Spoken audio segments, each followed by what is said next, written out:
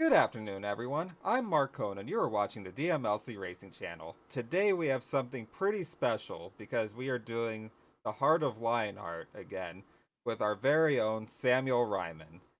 Now, Samuel, why don't you give us a quick introduction into who you are and yeah. Yep. My name is Samuel. I was born originally in England. I'm going to be 30 years old this year, and I moved from England when I was 13. So I've actually lived in America a bit longer than England. Still got the accent. Mark and I compete against each other, know each other through Lionheart, through Sim Racing.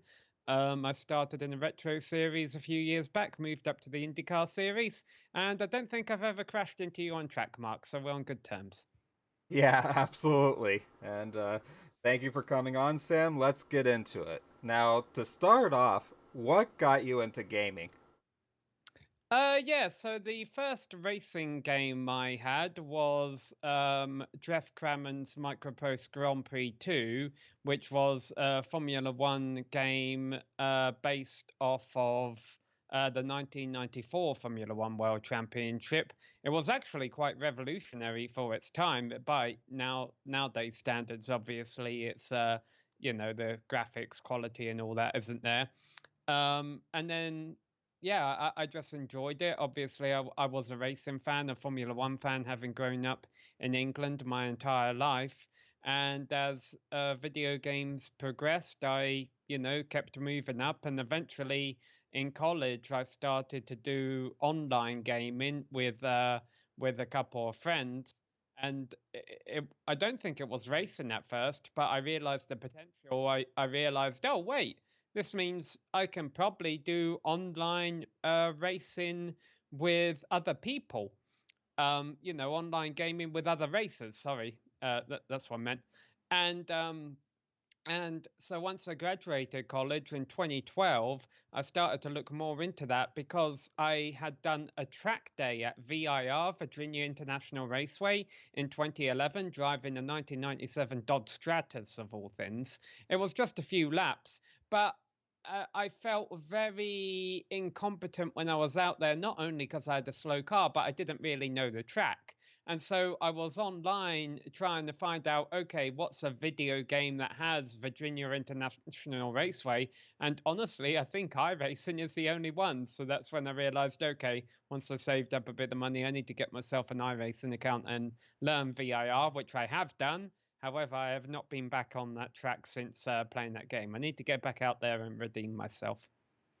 Oh man, that's so cool. I was gonna ask what got you into iRacing, but man, Yeah. driving a Stratus around VIR, that's immense. Now, since we've already kind of gotten into the auto racing portion, I am curious, what got you into IndyCar?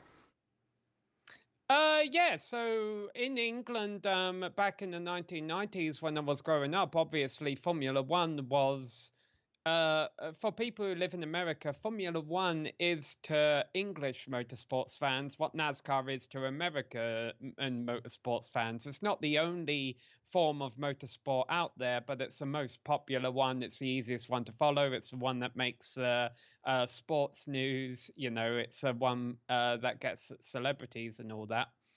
But that doesn't mean NASCAR and IndyCar or CART at the time didn't exist over in England back in the 1990s. I was aware of both sports. And I remember tuning in to the highlights or programs when I could catch them for NASCAR and IndyCar. I think that was it as far as American sports went. Over in NASCAR, I was a Rusty Wallace fan. Over in um, IndyCar, I was a Michael Andretti fan. And before you start chewing me out or supporting me, I'm going to say that those picks were based purely on how their cars looked. I thought those were the two best looking cars out there. I got to watch some of the Michael Andretti versus Jimmy Vasser battles out there. And then obviously, when I moved to America in 2005, these foreign sports that I had never really been able to follow, but I was aware of. became much more accessible to me. One thing that's nice about NASCAR and IndyCar is it's so much cheaper to go to a race than it is Formula One, and also especially when you get to go to an oval, you get to see the entire racetrack, which is something you can't do in Formula One. So I think it's definitely more spectator friendly as far as actually attending the races is. That being said, I've only been to one IndyCar race. That was a Grand Prix of St. Petersburg last year, as a matter of fact. Um, but when I came over here to answer your question, I really started to appreciate the fact that IndyCar races oval and road course racing, because I like all forms of motorsports. I enjoy both. And I'm sure eventually you're going to ask me what got me into Lionheart. That was kind of the appeal. The thing that dragged me into it was like, not only open wheel racing. I've been an open wheel racing fan my whole life, but the fact that I could race both road and oval. That's awesome. Just you were mentioning St. Petersburg. My first IndyCar race was actually back in 2013 at Sonoma, and like you were saying, the accessibility. I've been to a couple of NASCAR races also at Sonoma. It's just I've never been to a Formula One race. Hopefully someday, but that's really cool. Now, one thing that's really important, obviously, to you that you're so good at is broadcasting. And I'm just wondering, how did you get into it? And of course, there's some big names you've worked with, and let's hear about it. Yeah, well, that's unfortunately a timely question right now, given the fact the legend of broadcasting, as far as British people are concerned, Maury Walker passed away about a week ago. I didn't realize it at the time, when I was young. I was a big fan of Maury Walker, and that was one of those first things that I learned I was taking for granted when he retired from being a Formula One broadcaster in 2001. I was just a kid at the time. I would have been, what, 9 years old? And it was just like that fact that, oh, I'm not going to get to hear this guy talk about racing anymore. But obviously, I kept watching Formula One in England for 5 more years before I moved to America. And when I got to America, the tone of commentary over here for multiple sports is just different than the tone of commentary in England. England, you have a lot more play by play, a lot of edge of your seat commentary, I think. People narrating the entire thing like a radio commentary or a horse race or something. Whereas in American sports, there seems to be more of a narrative style of commentary. I mean, the commentators do get excited at times, but most of the time they're just helping tell the story. They don't necessarily have to be excited about it. They're just relaying the information to the viewers. And I kind of miss the British style of commentary, particularly Maury Walker's style of commentary. And um, when I went to college, I didn't want to be one of those people at college who, oh, I'll take this elective this year, I'll take a couple classes in this, I'll take a couple classes in that. I'm like, no, I want to go to college, I want to major in one specific thing and focus at that. And I'm like, well, what the heck do I want to get into? And I'm like, well, motorsport, that's the only thing I really enjoy. Um, so I thought, what's a way of getting into motorsport without competing in it? And the solution I came up with was broadcasting it. So I went through the journalism program at James Madison University. And within a couple of years of graduating, I was able to get a job at Fox Sports, helping out on the motorsports website there. I got to travel around. And also during that time, I was able to start commentary for the Global Sim Racing channel. The way that started, by the way, I think a video is still up there. I just started loading public official series races on iRacing and talking about them. And I happened to call a race. It was a GT Cup race or something at the Circuit de Spa-Francorchamps, Belgium. And there was a big crash coming out of La Source. So two Volkswagen Jettas got together or something, and then they started bouncing around the track. A wreck took out like 7 cars, and so I got to call that. I got to be.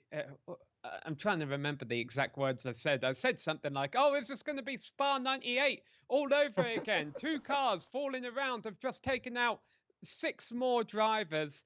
And I was right up on top of it. But one driver who avoided the wreck, who got through the wreck, was Richard Losper, who was one of the founding fathers of a global sim racing channel. And I sent a link out to every driver who was in that race following that event. And Richard got that link, emailed me back, and said, "Hey, would you be interested in being a commentator for us?" So it kind of just worked out perfectly. Oh man, that's awesome. That's I've seen your videos on YouTube, and I think it's a good segue to start talking about, well, your channel, Samuel's Racing Corner. Now, I'm just curious, we talked about the broadcasting. What led you to want to start your channel, which has really taken off recently? Yeah, no, it's gotten a good amount of subscribers recently. I think a lot of that has been from fellow Lionheart competitors, so I appreciate that if any of you guys are watching. Um, but yeah, so Mm.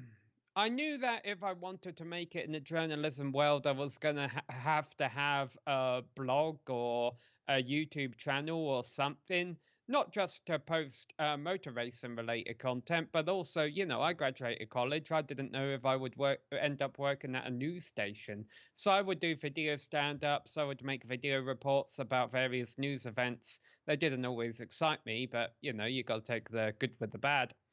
Um, and so that YouTube channel has been, I think I've called it Reiman Racing Media. It's been just Samuel Reiman for the longest time. I've thought of making shows like a British American's Guide, Motor Racing Talk. I did Wheel Spin for GSRC. And finally, a year or two ago, I settled on the name Samuel's Racing Corner. And I'm never sure if I want to create content that's about my personal racing, because not only do I do sim racing, but I did a Legends car race at the start of this year as well, and I hope to do more. Or if I want to do videos around um, talking about sim racing, being a journalist still. And so I thought, Samuel's Racing Corner kind of accompanied all of that. So that's why I came up with the name. And I think I've done a decent job so far on YouTube of bringing in, content of me racing, but also content of me talking about other people racing. I don't know where it's going to go from here, but that's the idea behind the YouTube channel. SamuelsRacingCorner.com is also a website, and that's under a very similar philosophy. It doesn't get a whole lot of viewers, but basically, I've been around racing. I've been in the workforce in racing for several years. And I just realized, I've got some stories to tell. I've got some videos to share. I've got some cool photos that have happened. Even if I don't, get a whole lot of visitors, that website is just a nice little hub to keep everything organized for me, reminding myself of all the stories that are going on, all the things that I have done. And, whenever something does happen, like I compete in an actual motor race, or heaven forbid, I actually win a Lionheart race one of these days, it might draw a lot of visitors. And so it's just nice to have it there for now. That's awesome. Now, since you were mentioning it about the Legends cars, I know you have done a lot of autocross in the past with you had the Stratus, then the Miata, and now you're doing the Legends car. What has it been like kind of going up that ladder and just getting to do kind of the racing, well, in the real world? Yeah. So, in my second year at college, it was like the first or second week, there was well, okay, let's go back a little bit before that.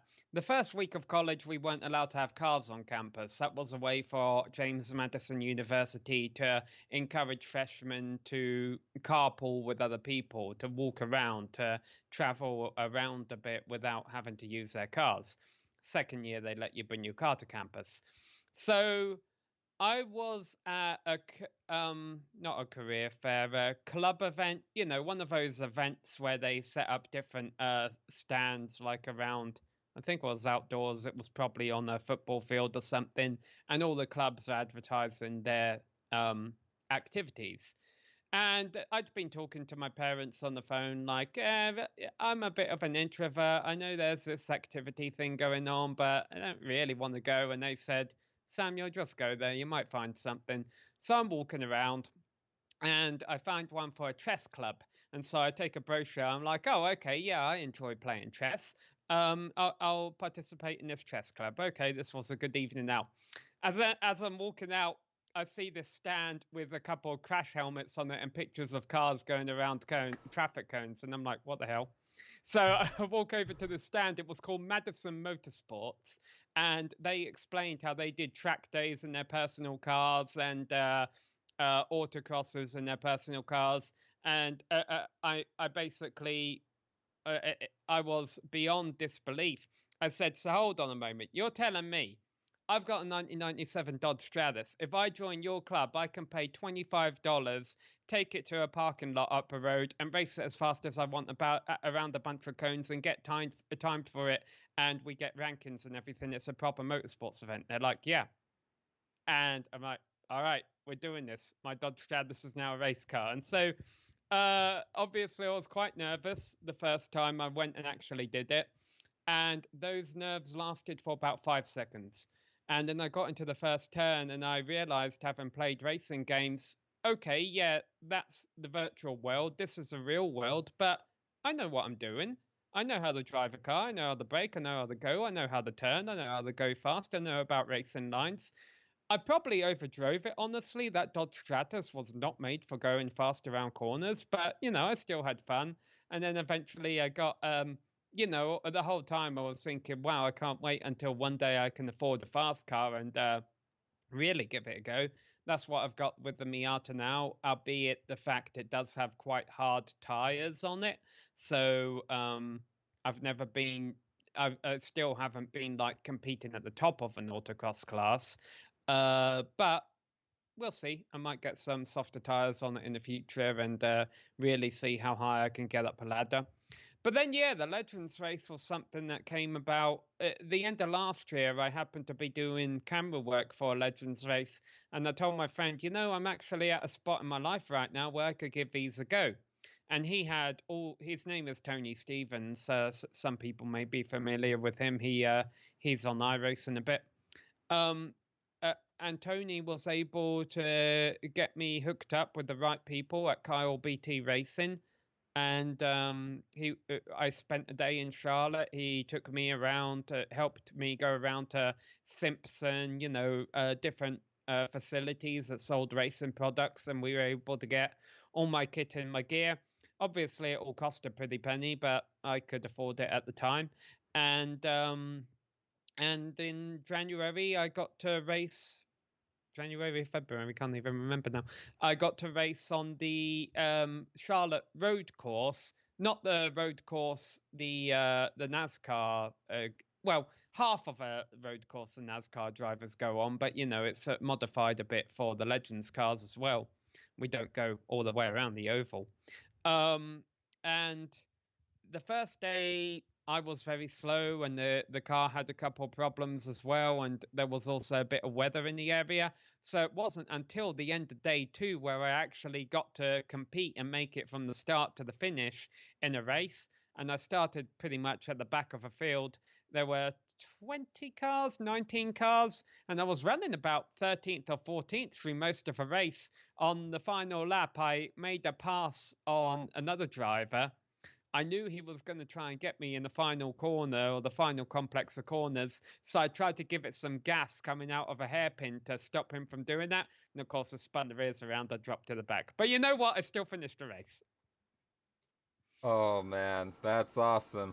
Now, obviously, we met through Lionheart, and I just figured I'd, ask kind of, since you already mentioned that you kind of the whole IndyCar thing drew you in. How has it been since you joined? I mean, you've been there, gosh, a few years at least, 3, 5 years, been around a while, I believe. Yeah, well, originally the first thing that my first involvement with Lionheart was actually as a broadcaster. The first ever Lionheart Retro Series race was at Homestead. It was won by Jason Galvin, and this was also before we were on the iRacing esports network, which was a thing for a while. And so it was around the time when anyone was just slapping whatever livery they wanted on these cars. And so the whole field looked like retro Formula One and Indy cars. You know, they all used all those old paints. And I just thought it was awesome seeing all these old cars on track, knowing they would be racing at road course and is and ovals. But here's the thing, before the race had happened, before I knew how awesome that series was going to be, I've been telling the guys at GSLC, guys, this is really late in the day for me. I don't know if you want to actually look at getting another broadcaster. And so they went ahead and set that up, and they said, okay, we need you to call the first race of the season, but then we've got another commentary crew. I'm like, okay, that works out. So I called the first race of the season, was blown away. I knew I wouldn't be coming back. So I'm like, wonder if they'll let me be a driver.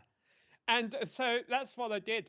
And my first season, or at least my first few races in the retro series, I felt that I was an imposter. I felt, you know, I'm meant to be broadcasting these guys. These are probably all people that know each other as racers. They don't trust me yet. So I want to make sure that I go out there and have fun, but I don't ruin anyone else's race.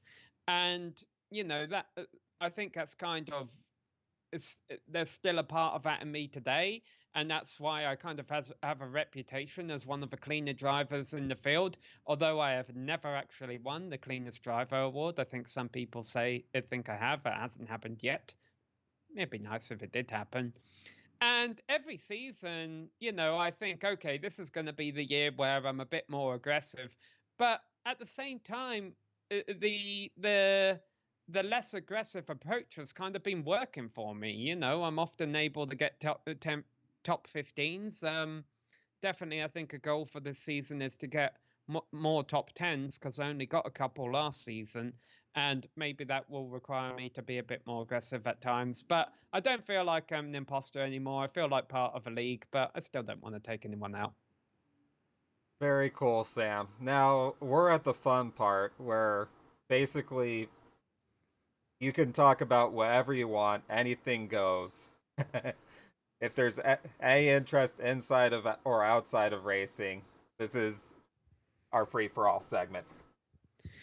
Yeah, well, unfortunately, there's not much interests outside of racing. When I lived in, I say I love two things: lions and race cars.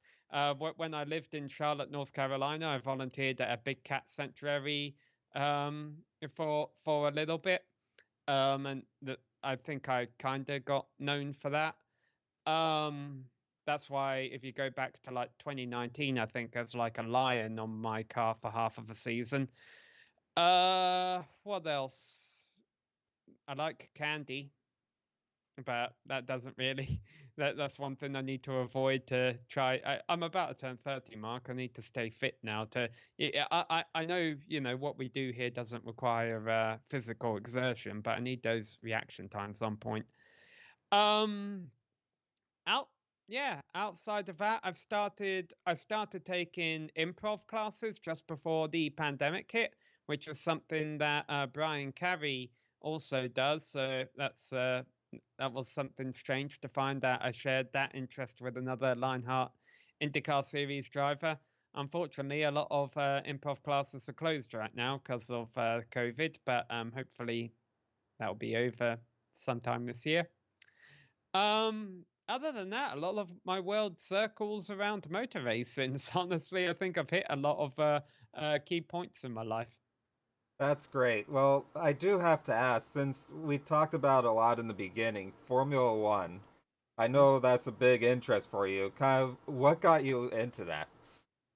Yeah, I just grew up with it. I think, you know, most of the people who are watching this video, um, they're similar with IndyCar or NASCAR, and that perhaps they grew up with it, or at the very least, they know someone who grew up with it. And I tell it to this whenever, I have colleagues at work who don't quite understand the fascination I see about motorsports. I'm like, well, and I feel this way about most sports, you have to have someone to cheer for, I feel, in order to really get into a sport. It becomes so much more entertaining that way. And I grew up a Michael Schumacher fan. And so, I was watching my first memories of Formula One were probably around 96, 97 when Schumacher started at Ferrari. And, your childhood feels like it takes forever. I'm like, oh, Michael Schumacher's never won a championship with Ferrari. He didn't do it in 98, he didn't do it in 99. And then, of course, in 2000, he went and won like five.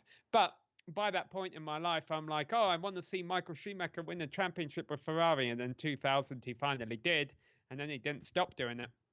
But when Michael retired, to build on to my point, when Michael retired from Formula One at the end of 2006, the first time, I kind of wondered if I would still be a Formula One fan. And I've got to admit, the end of the 2000s, I'm sure I missed several Formula One races or didn't really follow the stories because Michael wasn't in it anymore. There wasn't much to motivate me.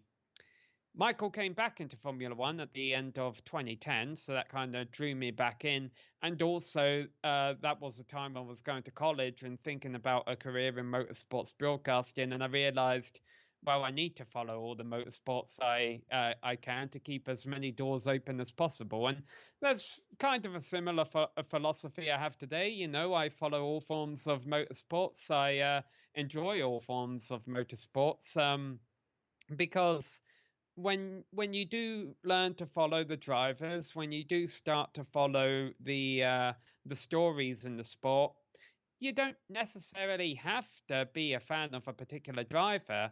But the more you get involved in the story, that the more excited it makes you about the sport. And I found that with sports outside of motorsport as well. But at the end of the day, motorsports is what I've grown up with. It's what I enjoy, and it kind of trumps the other sports out there, in my opinion. Absolutely, completely agree, and that was great. Now, the last question I do have to ask, which this has been fantastic, by the way. I've been having a really good time. Your racing number, number 63. What's the story behind it? Yep. Quite proud of that number right now because it's growing to prominence a little bit in the motor racing world. So when I first came to America, I got the NASCAR Thunder 2003, NASCAR Thunder 2004 games, and they wouldn't let you select a number that other cars already had when you went into like your custom career mode. Well, the lowest number they had was 53, and the second lowest number they had was 63. So I went and I picked the lowest number, which was 53. And of course, I absolutely failed. I fell flat on my face as I was coming up to grips with how to drive it and everything. And so once I felt I was getting a hand of it, I'm like, okay, I'm going to go into this with a new identity, change my number. And so I picked the second lowest number, which was 63. And that kind of just stuck at that point. I like it as well. It's 9 times 7. It looks nice. At times, I've thought about going with the number 59 if I ever got really annoyed of my performances in the 63, or if someone else ever had it, but that hasn't happened yet. I'm quite happy with the 63. So that was a race I had on my, that was the number I had on my Stratus. It's the number I had on my Miata. And I say it's growing to prominence in the motor racing world right now because there's a MotoGP rider who's been doing quite well. I think his name is Beningo or something. No, I'm getting that wrong. But he's been doing well in Formula One. They have George Russell, who I think is going to be a champion in future years. He races the 63. And also recently in GT racing, they've had a very successful female driver over there, Christina Nelson. I believe that's commonly a number on her car. So it looks like good days ahead for the 63, and I hope that reflects in the Lionheart series too. Well, Sam, it has been a real pleasure. Had a lot of fun with this. And just want to thank you for taking the time to do this. Of course, Samuel Reiman, Samuel's Racing Corner on YouTube, Facebook, website. Of course, I'll have that in the description below. And Sam, thanks again, and thank you all for watching. This has been Mark Cohn, the DMLC Racing Channel with Samuel Reiman. Hope you have a very good rest of your afternoon.